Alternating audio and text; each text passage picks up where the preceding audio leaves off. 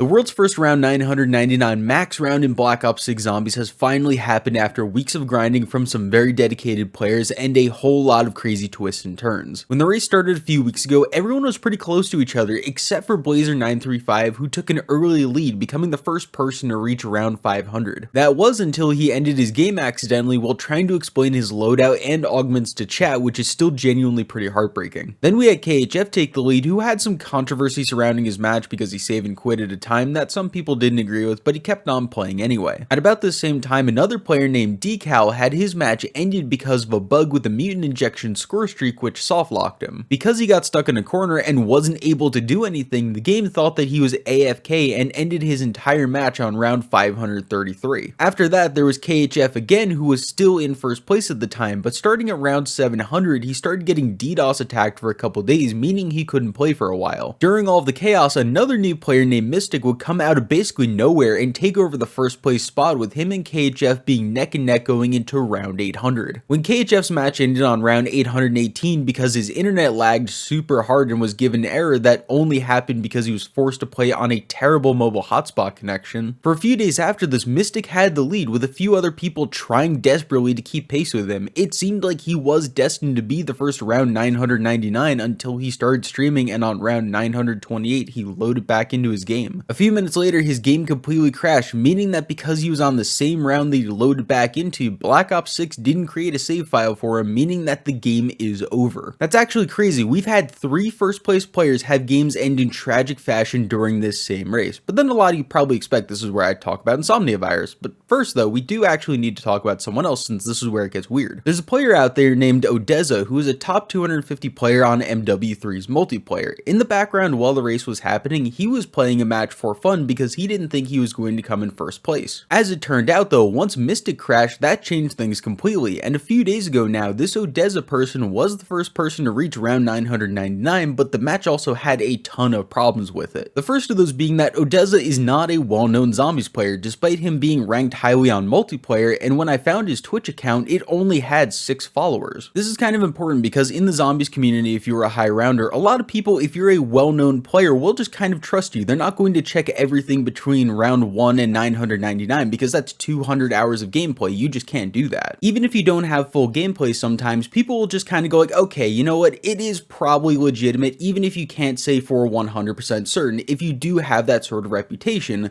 but because he isn't a well-known player, it really can't be used here. Out of the entire 999 rounds, he only has about 15 minutes of it streamed on Twitch. He supposedly has a couple of hours of it recorded to his PC, but he still hasn't uploaded that yet. Regardless of him having that little bit of gameplay, without him having at least a huge percentage of it, there's no way to prove that he was playing 100% legitimately throughout the whole match. Based on what I and a few other people can see from the small amount of footage that we do have, it does look like Odessa knows how to play the high round strategy and has the correct amount of salvage for being at that round. By the way, with one of the most recent updates, if you have more than 1 million essence and then you load back into your game, it'll reset it back down to just under 1 million if that's what you're looking at and you're confused. So this is a really strange situation because this guy could have been the first to reach the max round legitimately. However, I don't think it can be counted as first because of that glaringly obvious lack of footage. Without that footage and without him being a well-known player, it's very possible that he was using glitches to get through some of the rounds, or that he would take downs and close his game to restart the round without losing his self-revive. That's what we refer to as save scumming. If he had footage of everything past round, let's say 500, then maybe I could make that argument, but right now I just can't do it. But tell me what you guys think in the comments about this. With him being out of the running, we can finally get to Insomnia Virus like everyone thought about in this video, who is 100% the first legit person to reach around 999 in Black Ops 6 Zombies. The crazy part is that Insomnia was never really leading the race until extremely late on, but he was always chilling somewhere between 2nd and 4th place, just making his way through rounds at his own pace, making sure that absolutely nothing went wrong in his game. But for anyone who doesn't know, let me break down how him and pretty much everyone else reach this high of a round. First of all, at the start of the game, you keep the left side of the spawn under the motel closed because it will be important later on. They'll also be using the GS45 pistol because they are absolutely amazing and are the best gun in the game besides the jet gun. It's basically the old school Mustang and Sally when you add on a suppressor, which gives extra salvage drops. Also add on the rapid fire attachment, extended mags 2, and akimbo for maximum damage output. Anyway, after that, every other door on the map can be opened besides this specific zipline going up to the bank roof. Opening it will mess up spawns for the rest rest of the strategy. Then everyone will do the free jet gun quest instead of getting it from the mystery box, because that can sometimes take it up to an hour if you're really unlucky. Also, moving the mystery box does start to spawn in fire cell drops, which you really don't want because you want to have more insta-kills and nukes. For extra speed as well, some people turn on the rampage inducer, which makes all rounds up until 55 faster. After that round, it doesn't make a difference because it would be the exact same as the normal rounds at that point. Once all that is sorted, players like Insomnia would either start getting through rounds in one of two ways. The first is to head up to the top of the bank roof and start camping right next to one of the zip lines. This works well because it helps to funnel zombies into only one small area, which makes the jet gun extremely useful. When the jet gun does need to inevitably recharge, they would either pop Aether Shroud to get a few extra seconds of time for it to recharge, and then shoot the GS-45 to get through a couple of zombies, or you could just jump down to the ground below and run around the building in a pretty safe route. The reason this strategy is used at points throughout the game is because doing this doesn't require the use of very many score streaks. They'll only really be necessary when there's an abomination which spawns in every 3 rounds or every time that you load back into a match. After round 100, when they do appear, 2 of them will actually spawn that round, which makes things a little bit more complicated. Either way, you'll almost always be gaining salvage doing this, and with rounds getting longer and longer, it does make sense to do this for a while. This strategy does lose some amount of time compared to the other half of this strategy, but it's very safe and the salvage building is definitely necessary. For the other half of the strategy, we head to the back of the bowling alley where we have that door that we kept closed in spawn. Insomnia actually created a version of this strategy where you combine the hidden impact augment for melee macchiato and the void sheath augment for Aether Shroud. Using these augments alongside a fully upgraded knife actually creates a really strange combination. When the jet gun runs out of ammo, he would pop an Aether Shroud and then start to knife any nearby zombies and Mangors, actually killing between 5 and 10 of them. Getting these kills with those augments recharges some of the jet gun's ammo before it normally would, allowing him to use the score streaks less often and saving him a bunch of salvage in the long run. To my knowledge, you do still lose salvage this way, but it does help keep you behind the bowling alley longer, which means more kills quickly. When all else fails or you just want to get through a lot of zombies quickly, everyone would buy a mutant injection score streak and stand near the door to the bowling alley, only using the melee attack for it because the arm cannon just is not very good. This is something I hear a lot about in my live streams: just use the melee attack, never use the arm cannon. If you also walk back and forth as the Mangor, you can extend its hit radius a little bit, meaning more kills more quickly again. And once all the salvage does eventually run out, it would be time to head back to the bank roof for a couple of rounds until they get back to somewhere in the range of 50 to 80,000 salvage. That sounds like a lot, but keep in mind that these games were extremely long to complete. If you wanted to reach round 999 for yourself, it would take about 160 to 200 hours of gameplay, and I would estimate over 1 million kills as well. On top of the fact that there just isn't as many get out of jail free cards as there was at the launch of the game. After all of the patches from Treyarch, you can use the equivalent exchange augment for quick revive, which basically gives you 3 self revives. There's also the dying wish augment for quick revive, which gives you 2 seconds of invincibility and has 3 uses. So both of these can be used throughout the game since they can be swapped in the menu between saving and quitting. You can also only craft 3 self revives at the crafting table. If you do want to get more self revives, then you're going to need to either find them as very rare drops from the Mangors or the Abominations, or they can be found inside the bank vault using the purple or golden keys. But again, these aren't great odds and you can only use 1 key per round. The crystals inside of the church where Pack-a-Punch is also have a tiny chance of dropping a self revive, but it's almost never going to happen. And I know that probably seems like you do have a lot of self revives, but again, keep in mind that this is an extremely long game. This is a 200-hour game with super sprinters and the Mangor spam. You can take downs incredibly quickly, which makes it even more crazy that Insomnia did his round 999 without taking a single down and without having to use any of the augments either. That's a level of consistent focus that I couldn't even dream of, honestly. Not only that, but on round 999, Insomnia decided to complete the Liberty Falls boss fight just for a bit of extra flex. I actually find this to be very cool when high round players do this sort of thing at milestones like round 256 or 999, but it being done at this round actually did make me realize something. The boss fight is actually set to be the exact same difficulty whether you started on round 10 or 999. The reason we know this is because at the highest rounds, a zombie hitting you will take a little more than half a plate of armor per swipe. Mangors would actually deal even more than that, and they're also always going to be super sprinters. Inside of this boss fight though, Insomnia isn't taking much damage to his armor, and the zombies are fast, but they're not any super sprinters. It still doesn't make this boss fight easy. Anyone who's done Liberty Falls know that it's a boss fight where you can still go down very quickly, but I also find it super interesting that Treyarch doesn't let the difficulty scale for whatever reason. Is it possibly because Liberty Falls is supposed to be the quote noob map and it's supposed to be the one that all the casuals do, so they don't want everyone going into the boss fight on round 30 then getting absolutely slapped by a ton of manglers? Either way, once Insomnia made it through the first two stages, he knew the last phase would include the Abomination, so before entering the boss fight, he actually did a speedrunning trick of getting all the Aetherella statues and then using the jet gun to pull the last trophy into the church without fully grabbing it. When the last phase started, he could just activate Aetherella to make sure he beat the world's first round 999 boss fight in Black Ops 6 Zombies without having any issues whatsoever. Congrats to Insomnia and GG's to everyone who was involved in the race to round 999 on Liberty Falls. Now the attention can actually be shifted to Terminus, where the race is finally getting going there because some new strategies have finally been developed. Insomnia is going to be linked in the description. You guys should go and check him out. Thank you for watching. Bye.